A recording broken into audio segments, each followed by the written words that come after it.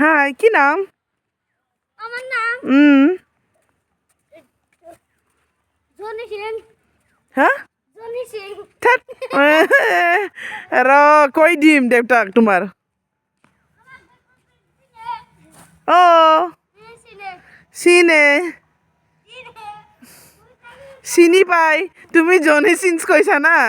মইতো কৈ দিম তোমাক বেয়া বেয়া দেখা মানে বেয়া বেয়া চোৱা মানে না হা বেয়া বেয়া বেয়া বেয়া কেইটা চোৱা